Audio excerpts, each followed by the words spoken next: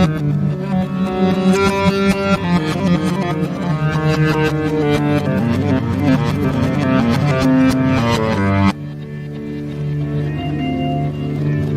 एक वीडियो हमने देखा था कि एक किसी को रिफंड मिला हुआ है, जो राजेंद्र सिंह करके जो था, उनका एक रिफंड मिला है करके। तो तभी हम लोग को होप्स आया, और मैंने बहुत सारे वीडियोस देखा जिसमें बहुत सक्सेसफुली लोगों को लोधा का भी देखा है मैंने, अभी रुनवाल का भी देखा। मैं रुनवाल का देखा जैसे, तो मैंने बोला अरे रुनवाल का ही केस है जिसमें पैसा मिला है, तो हम लोग जाते हैं करके। और आपसे मैंने फिर यूट्यूब से नंबर लेके फिर आपको कॉन्टेक्ट किया।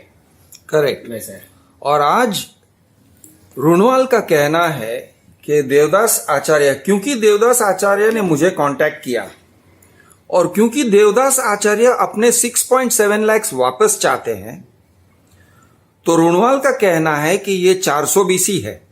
किसके तरफ से? मेरे तरफ से भी और देवदास की तरफ से भी। FIR दर्ज हुआ है, ऐसे इनको कल नोटिस आया है। कल मतलब शनिवार। आज कौन सा तारीख है? आज संडे है।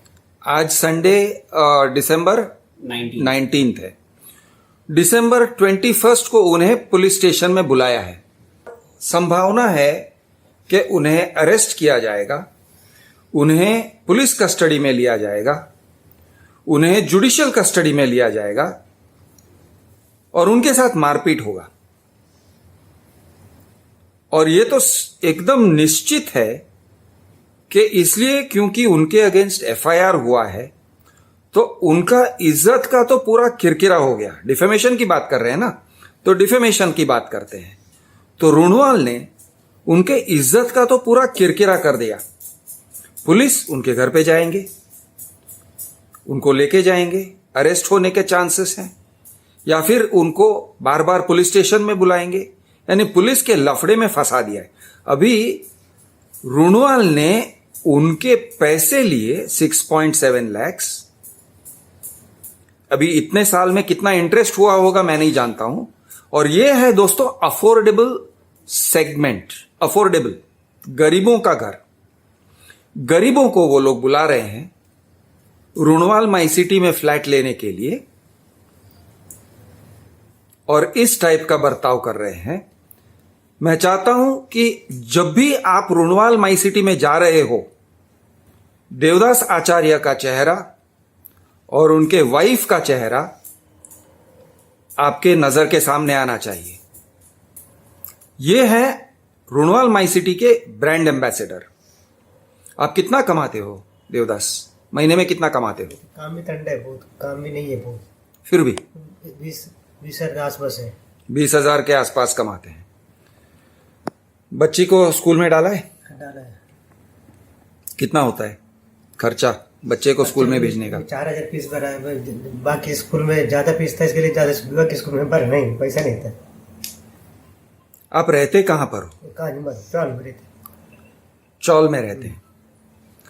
तो रुनवाल ये चौल में रहते हुए कपल के 6.7 लाख रुपीस खाने के राइट के लिए फाइट कर रहा है। वो इसलिए फाइट कर रहा है कि रुनवाल इनके जो 6.7 लाख रुपीस को निगल गए हैं वो न दें, और इनका रोने का भी अधिकार नहीं है। इनकी वो चाहते हैं कि ये रोएंगे तो चुपचाप अपनी खोली में बैठ के चुपचाप रोएं और अपनी फैमिली की हालत सुधारने के सपने जो हैं वो छोड़ दें। 6.7 लाख रुपीस आपको बचाने में कितना टाइम लगा होगा? बहुत टाइम लग रहा है।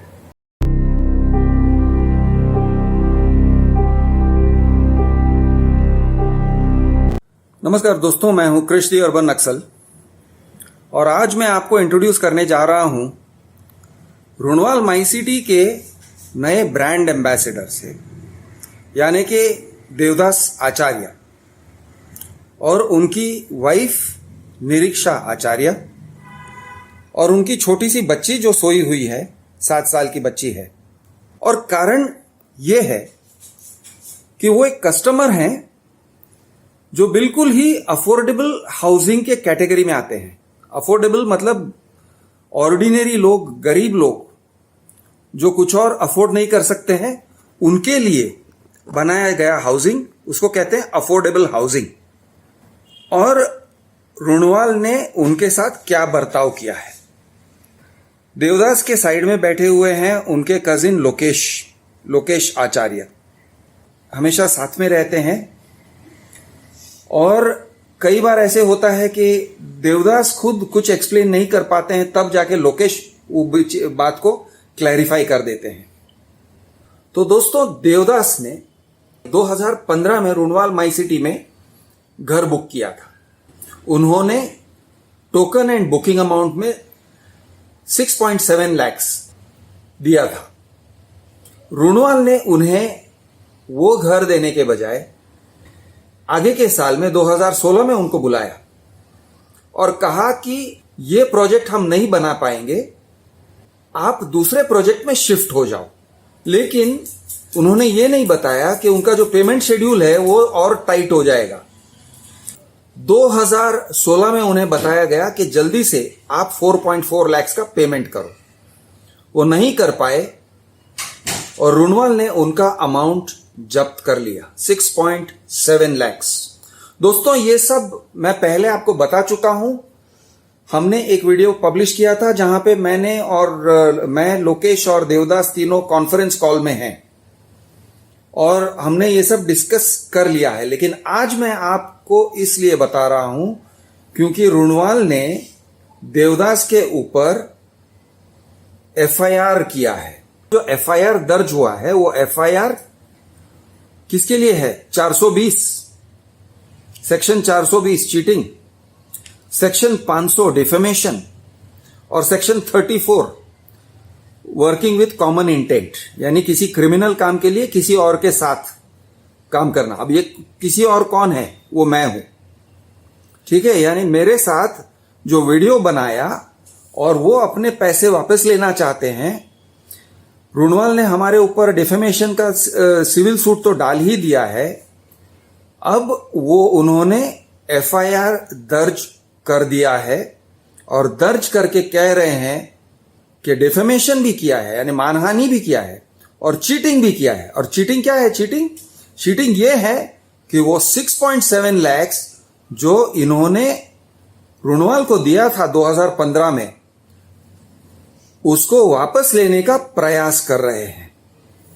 ये है उनकी नजर में चीटिंग। 420 मुंबई पुलिस भी उनका साथ दे रही है इस नेक काम में। रुणवाल को मुंबई पुलिस, सयान पुलिस स्टेशन उनका साथ दे रहे हैं और कह रहे हैं कि 6.7 लाख को वापस लेने का जो काम है, जो प्रयास है, किसके माध्यम से? मेरे माध्यम से। यूट्यूब वीडियो बनाकर पब्लिक में मामला डाल के पैसा वापस लेने की कोशिश, इसको वो कह रहे हैं चीटिंग है और मानहानि है। मानहानि है क्योंकि वो चुपचाप अपना दुख को अपने दिल में न दबाकर बाहर पब्लिक के सामने रख रहे हैं, इसलिए वो कह रहे हैं कि मानहानि है। देवदास, आप अपने शब्दों में बताइए कि आपके साथ रुणवाल का डील क्या था? 2015 में आप गए थे, क्या देखा? हम लोग गए थे, मैं और मेरा एजेंट साथ में गए थे, अनिल भाई साथ में जाके उधर सब बात बीत गए।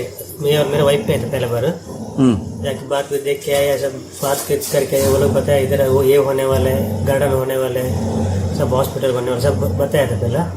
पता कि इधर ऐसे बिल्डिंग होने वाली, ये FI ऐसा कुछ बताया, FI 803 पहले उधर करना, ऐसा बताया वो लोग। ऐसा बताया के बाद में बताया बुकिंग अमाउंट देने के लिए बोला। बुकिंग अमाउंट मैं बोला अभी नहीं है, कल 2 दिन छोड़ के आता बोला। 2 दिन छोड़ के हम लोग गए उधर बुकिंग करने। अभी 5-6 हज़ार के आसपास लिया हम लोग बस बुकिंग अमाउंट। उनका बाद में एक महीने के छोड़ के मेरे को वापस कॉल आया था लोग का। उसका कॉल के बाद में मेरे को 6,20,000 के आसपास भरा मैं। उसका बाद में वापस टैक्स पे के लिए वो कुछ बोला था 2,000 कुछ भरने के लिए, उसका भी एक बार बुलाया था, वो भी बाकी चेक देख के आया था। उनके बाद में कुछ कॉल बिल नहीं आया उसका हम लोग ऐसा बैठे थे थोड़ा। बाद में कम से कम एक 8-9 महीने के बाद वापस कॉल आए थे मेरे को, आप एक बार इधर आ सकते हैं कि बात करने के बोल के। मैं और वो पेचर लेके गए थे ना, वो साथ में गए थे हम लोग उधर। जाके बात किया हम लोग, बात करके बात करने के लिए वो बताया इधर ऐसा ऐसा हो रहा है, इधर वो जगह आप जो बुकिंग किए ना वो जगह पे फ्लैट नहीं होने वाला है, आपको दूसरा बिल्डिंग में हम लोग दे रहे हैं। मैं बोला हाँ क्या, बोला हाँ ठीक है, बोला चलेगा ठीक है, हम लोग दूसरा बुकिंग दे रहे हैं बोल के। बाद में वो लोग ऐसा बताया ऐसा ऐसा इतना वो जल्दी नहीं होने वाला, दूसरा भी जल्दी नहीं होने, आराम से पैसे भरने का आएगा, आपको जल्दी पैसे नहीं भरने का आएगा। बाद में से थोड़ा 7 लाख का आसपास हो जाएगा तो आपका लोन भी हो जाएगा, वो भी बताए वो लोग। यानी आप 7 लाख दे दोगे, आपने 6.7 दिया था, 6.2 प्लस 50,000 फॉर टैक्स, 6.7 दिया था, आपका 7 लाख हो जाएगा, उसके बाद आपको लोन हो जाएगा बताए। बाद में बोला हाँ, बोला ठीक है, बोला उसके बाद हम लोग आ गए बुकिंग करके दूसरा फ्लैट, वो लोग ही दिया, हम लोग नहीं, वो लोग ही चेंज करके दिया। 2-3 महीने के बाद मैं और वो 2 महीने के बाद वो फोन आया था मेरे को, आपको इतना पैसा भरना पड़ेगा। मैं बोला इतना पैसा मेरे से कितना? 4 लाख के आसपास बोला। इतना पैसा भरने के लिए मैं बोला मेरे पास इतना पैसा नहीं है भरने के लिए, इतना सडनली कैसे भर सकते इतने साल, इतना नहीं। अब पहले बताया नहीं, ऐसे बताया नहीं, पहले पता नहीं इतना जल्दी में पैसा आएगा। वो तो हम लोग ऐसा है उस टाइम पैसा पे होते रहते अपना, ऐसा बोला वो लोग बाद में। उसके बाद में हम लोग उधर गए थे, हम लोग गए उधर, मैं और साथ में गया था। हम लोग बोले इतना पैसा भरने का नहीं होता है, हम लोग मांगते हैं तो वो पैसा हम लोग कहते अब तुम्हारा कुछ 50,000 काट के जब आपको काटने के काट तो पैसा, बाकी पैसा हम लोग वापस दे दो बोला। वो बोला हाँ बोल के थोड़ा टाइम रुका, बाद में बोला वो नहीं दे सकते, आपका पैसा नहीं दे सकते। बोला ऐसे क्यों बोल रहे हैं, पैसा मेरे को मांगते हैं, ऐसे दे दो बोला। वो दिया नहीं। बाद में वो भी बताया वो लोग को मैं दूसरा नाम से कर सकते हैं क्या, वो फ्लैट को दूसरा नाम से, मेरे को पैसे की ज़रूरत था, बोलो वो भी नहीं होते वो लोग। बाद में ऐसा बात करके वो दिया नहीं पैसा, हम लोग वापस आ गए। लोकेश, आपको जो इन्होंने ये जो लोग काट रहे हैं रुणवाल, आपका जो अमाउंट काटते हैं, आपको इंग्लिश पढ़ना आता है करेक्ट? हाँ। देवदास को इंग्लिश पढ़ना आता है? नहीं, इंग्लिश पढ़ना नहीं आता है। एक्चुअली उनका ऐसा है कि हिंदी में भी अगर बहुत जल्दी कुछ बात करते हैं तो वो उनको समझ में नहीं आता है, थोड़ा समझाना पड़ता है, वैसा सिचुएशन है। और वो जो फ्रेंड के साथ गए थे उन्होंने उनको इतने मतलब बोला कि हाँ चलो यहाँ पे हम लोग एक बार देख के आते हैं, लेकिन रुणवाल टीम ने उनको इतने कॉन्फिडेंस में ले लिया कि आप जरा सा भी टेंशन मत लो, यहाँ पे आपका पूरा सिस्टमेटिकली करके देंगे करके। और ये भी कॉन्फिडेंस में बोला था कि 7 लाख के बाद इनका लोन हो जाएगा। तो इनको जो पेमेंट शेड्यूल जो उन्होंने बताया था वो हिसाब से इन्होंने सोचा कैलकुलेट करके, थोड़ा अफोर्डेबल मतलब एक वो बजट में थोड़ा दूर था, घाटकोपर से तो बहुत दूर और स्टेशन से नियर टू बहुत ही दूर है वो टाइम पे 2015 में तो नियर रोड भी बराबर नहीं था। तो भी इन्होंने सोचा चलो एक फ्लैट हो जाएगा और रुणवाल का एक नाम है तो उन्होंने सोचा चलो इसमें मैं कर लेता हूँ, छोटा मोटा बिल्डर तो है नहीं और ये रुणवाल के साथ तो मेरा चीटिंग नहीं होगा, वो कॉन्फिडेंस के साथ वो गए। लेकिन वहां पे क्या हो गया, जो टीम था उन्होंने इनको इस तरीके से समझाया कि 7 लाख आप पे करते हो एक बार और उसके बाद आपका लोन भी हो जाएगा करके बोला। और कुछ पेपर या डॉक्यूमेंट शायद कुछ चेक भी नहीं किया होगा क्योंकि उनका एक ही था कि कैसे भी करके सेल करना है। तो उन्होंने इनको सेल तो कर दिया, अभी 7 लाख पे करने के बाद उन्होंने पूरा प्लान को चेंज कर दिया। उन्होंने इनको जो प्रोजेक्ट दिखाया था, जो बिल्डिंग दिखाया था, जो फ्लैट बोला था 805 है करके, तो उसमें इन्होंने क्या किया 6,70,000 पे इन्होंने जब पे कर दिया उसके बाद उन्होंने बोला कि यहाँ पे वो बिल्डिंग नहीं बनेगा, हम आपको दूसरा बिल्डिंग में दे देंगे। और इनके पास वैसा दो एप्लीकेशन फॉर्म का भी रुणवाल के स्टैम्प के साथ इनके पास एज प्रूफ भी है जो हम लोग बोल रहे। तो उसके बाद उन्होंने बोला ठीक है ओके, अगर वहां पे नहीं हो रहा, क्योंकि इनको ऐसा कुछ चाहिए नहीं था स्पेसिफिक मुझे यही बिल्डिंग में चाहिए, यही लोकेशन चाहिए, यही व्यू चाहिए, ऐसा इनका कुछ था नहीं। इनको था कि कैसे भी करके एक मुझे फ्लैट चाहिए। तो इन्होंने एग्री कर लिया ओके करके, तो उन्होंने एप्लीकेशन फॉर्म को चेंज कर दिया। उसके बाद क्या हो गया, एक थोड़ा पीरियड ऑफ टाइम, शायद मुझे लगता है, मुझे एग्जैक्टली पता नहीं डेट्स क्या है, लेकिन एक नियर टू 1 मंथ या जो भी है, तभी इनको एक कॉल आता है कि आपको एक 4,80,000 पे करना है करके। तो इन्होंने बोला मेरे मतलब क्यों पे करना है, कैसा क्या है? तो उन्होंने बोला आपका जो पेमेंट शेड्यूल है ना वो हिसाब से आपको उतना 4,80,000 पे करना है, क्योंकि हम लोगों का स्लैब वाइज जो भी हो रहा है वो हिसाब से आपको पे करना है। तो ये शॉक थे क्योंकि इनका एक्सपेक्टेशन नहीं था कि हाँ चलो अभी मुझे पे करने को आएगा करके। इन्होंने सोचा अभी लोन हो जाएगा, लेकिन 4,80,000 का जैसे उन्होंने फोर्स किया तो ये पे नहीं कर पाए और उन्होंने बैक टू बैक इनको कॉल करते गए तो इन्होंने डायरेक्टली बोल दिया कि अभी मेरे पास पेमेंट का कुछ सिस्टम है नहीं पे करने के लिए। तो उन्होंने बोला पे कर दीजिए नहीं तो आपका पैसा फॉरफिट हो जाएगा, और डायरेक्टली उनको कैंसिलेशन के लिए कॉल और लेटर देते गए और ये पे नहीं कर पाए और उन्होंने एक दिन डायरेक्टली बोल दिया कि आपका पैसा फॉरफिट हो गया। हमने बहुत जगह पे फिर इन्होंने मुझे बताया कि ऐसा ऐसा हो गया मेरे साथ। फिर हम लोग भी गए, रिक्वेस्ट किया उनको कि अगर आपका जो भी आपको ऐसा लगता है कि आपका कुछ खर्चा हुआ है, उन्होंने बोला हमारा बहुत लॉस हो गया, वो ये सब बोलने लगे। तो हमने बोला आपका जो भी है 50,000 अगर आपको कट करना है तो कट कीजिए और रेस्ट ऑफ द अमाउंट इनको दे दीजिए, क्योंकि एक बहुत हार्ड अर्न मनी है इनका।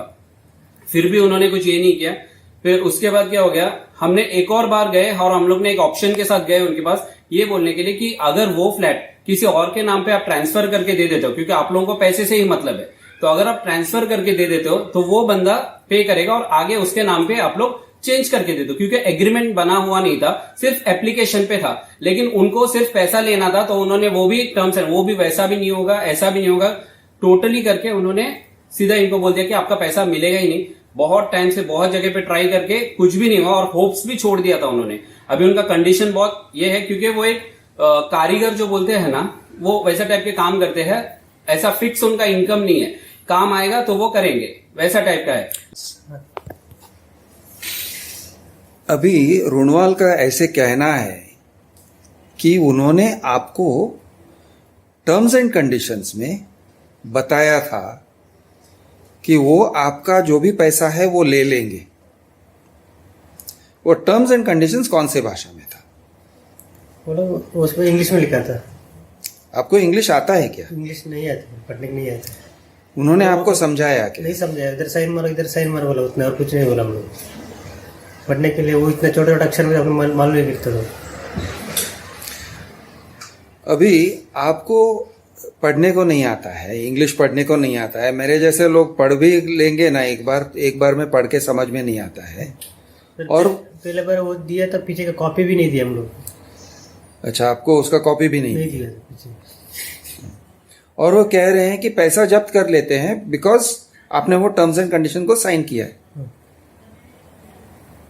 और अभी आप उस पैसे को वापस चाहते हो। वो टर्म्स एंड कंडीशन को साइन किया बोल रहे हैं और वो पैसे को वापस चाहते हो, इसलिए रुणवाल कह रहे हैं कि वो आपको जेल में डालना चाहते हैं। नोटिस आया। और ये सब किसके नाम में? अफोर्डेबल हाउसिंग के नाम पे। यानी एक साइड है प्रधानमंत्री आवास योजना और दूसरा साइड है आपसे पैसे लेने का योजना, आपसे पैसा लेके खा जाने का योजना। तो अच्छा है अपना देश का, बहुत बढ़िया है। और जो लोग कर्नाटक से यहाँ पे आते हैं, आप कन्नड़ हो ना? ನೀವು ಕನ್ನಡ ಮಾತಾಡ್ತೀರಲ್ವ? ಮುಂಬೈಗೆ ಯಾವಾಗ ಬಂದ್ರಿ? ಮುಂಬೈ ನಾನು ಬಂದು 18 ವರ್ಷ ಆಯ್ತು. 18 ವರ್ಷ ಆಯ್ತು. ಹೇಗಿರ್ತೀರಿ? ಫಸ್ಟಿಗೆ ಬಂದು ಇದೆ ಚೌಲಲ್ಲಿ ಇದ್ದೆ ನಾನು. ಚೌಲಲ್ಲಿ ಇರ್ತೀರಿ? ಅಕ್ಕನ ಮನೇಲಿ ಇದ್ದೆ ಮತ್ತೆ ಫಸ್ಟಿಗೆ. ಮತ್ತೆ ಗಂಡ ಕಡೆಯಲ್ಲಿ ಇಲ್ಲಿ ರಾಮದಾಸ್ ಜ್ಯುವೆಲರಿ ಅಲ್ಲಿ ಕೆಲಸದಾಗಿದೆ. ಮತ್ತೆ ಬೇರೆ ಬಂದು ಹೋಟೆಲ್ ಅವರೊಟ್ಟಿಗೆ ಒಟ್ಟಿಗೆ ಇದ್ದೆ ನಾನು. ರೈಟ್. ಫಸ್ಟಿಗೆ ಹೋಟೆಲಲ್ಲಿ ಕೆಲಸ ಮಾಡಿದೆ, ಮತ್ತೆ ನಾನು ಹೋಟೆಲಲ್ಲಿ ಕೆಲಸ ಮಾಡ್ತೀನಿ, ಮತ್ತೆ ನಾನು ಇದಕ್ಕೆ ಕೆಲಸಕ್ಕೆ ಸೇರಿದ್ದೆ ಚಿನ್ನದ ಪರಿಚಯದಲ್ಲಿ. ರೈಟ್. ನಿಮ್ದು ಮದುವೆ ಯಾವಾಗ ಆಯಿತು? 2012 में आपका शादी हुआ. ಓಕೆ. ನೀವು ಬಂದು ಎಲ್ಲಿದ್ರಿ? ಇದು ಒಳ್ಳೆ ಮನೆಯಲ್ಲಿದ್ರಾ ಚೌಲಲ್ಲೇ ಇದ್ರಾ? ಚೌಲಲ್ಲೇ ಇದ್ರಿ. ನೀವು ಬೇರೆ ಏನಾದರೂ ಕೆಲಸ ಮಾಡ್ತೀರಾ? ಹೌಸ್ ವೈಫಾ? ಓಕೆ. 2012 ಮದುವೆ ಆಗಿ 2015 ಮುಂಬೈಗೆ ಬಂದ್ರಿ. ಇಲ್ಲದ್ರೆ ನೀವು ಕರ್ನಾಟಕದಲ್ಲಿದ್ದೀರಾ? ಎಲ್ಲಿ? ಗಾಂವ್. ಓಕೆ. ನಿಮಗೆ ಹಿಂದಿ ಇದು ಇಂಗ್ಲಿಷ್ ಓದ್ಲಿಕ್ಕೆ ಬರ್ತದಾ? ಓದ್ಲಿಕ್ಕೆ ಬರ್ತದಾ? ಹಿಂದಿ आता है? ज्यादा नहीं, थोड़ा बात करते हैं. घर का भाड़ा कितना है? 10 तक. आपका घर, आपका घर पे आप 8,500 का भाड़ा दे रहे हैं चौल में. अभी तो बड़ा है लगता है. ठीक है. तो आप कमाते हो 20,000, 8,500 आप भाड़ा में दे रहे हो, ठीक है, बाकी का 12,000 में आपको लाइफ चलाना है, अभी थोड़ा काम भी ठंडा है बहुत, और तो वो भी स्टेडी नहीं है। नहीं है अभी। ठीक है, अभी लॉकडाउन के बाद काम ही नहीं है, बहुत कम हो गया।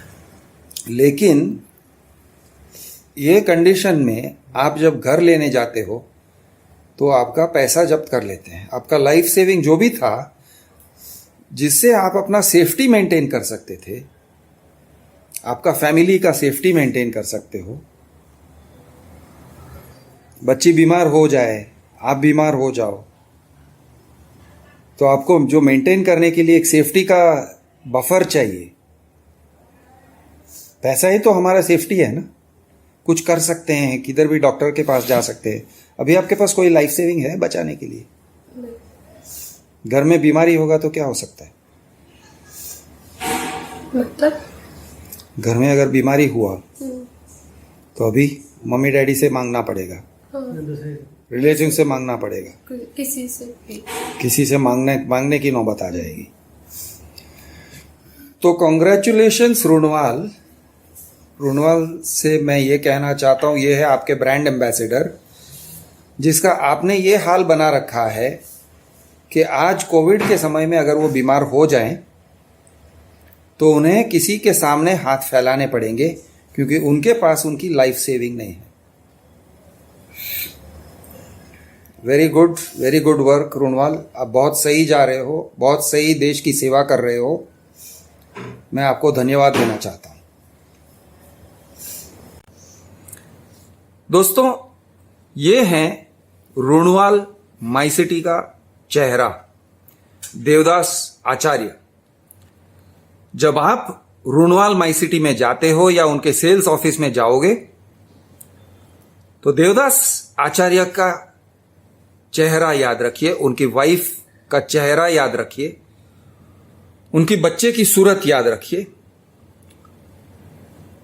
और प्रार्थना करिए कि आपका हाल देवदास आचार्य जैसे न हो। मैं हूं आपका दोस्त कृष द अर्बन नक्सल। जय हिंद, जय महाराष्ट्र, जय जवान, जय किसान।